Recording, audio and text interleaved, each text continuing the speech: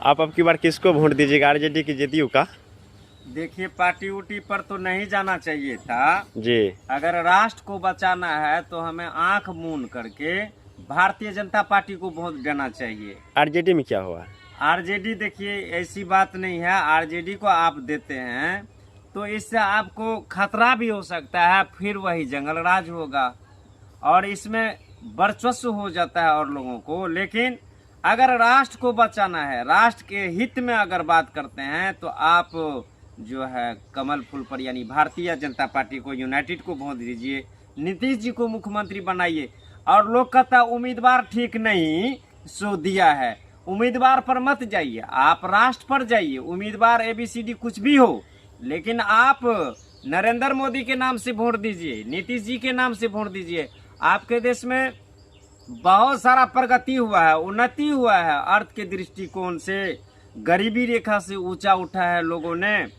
आप नीतीश जी को मत भूलिए। मान लीजिए गुंजेश्वर शाह को खड़ा किया है, आपको पसंद नहीं है, इससे मतलब नहीं है गुंजेश्वर शाह क्या नहीं किया है, बहुत सारा उपकार काम किया है, आपके व्यक्तिगत उपकार नहीं हुआ है, उससे मतलब नहीं है। लेकिन पूरे अपने वो जो क्षेत्र में काम किया है, अच्छा काम किया है, हम तो गिना नहीं सकते हैं।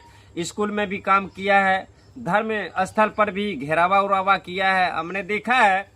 तो आप हड़बड़ाइए नहीं, अगर वोट देना है तो यूनाइटेड को दीजिए, भारतीय जनता पार्टी को दीजिए और राष्ट्र के हित में सोचिए। देखिए, हिंदुओं का कहीं नहीं 8 दिन पर बैठक होता है, लेकिन उसी में मुसलमान का हर 8 रोज पर बैठक होता है और उसके अंदर वो क्या बात करता है हम आपको नहीं मालूम होता है और एकजुट होकर के वो मत करते हैं। हम और आप महीना दिन पर भी वोट माने बैठक नहीं करते हैं जो हमारे समाज का लोग का एक मत हो। सब भिन्न भिन्न रहते हैं, कम से कम 1 महीना पर भी हम लोगों का विचार विमर्श हिंदुओं में होना चाहिए और एकता की जुट होना चाहिए। उन्होंने कहा था योगी जी, अगर फूटोगे तो कटोगे, मरोगे।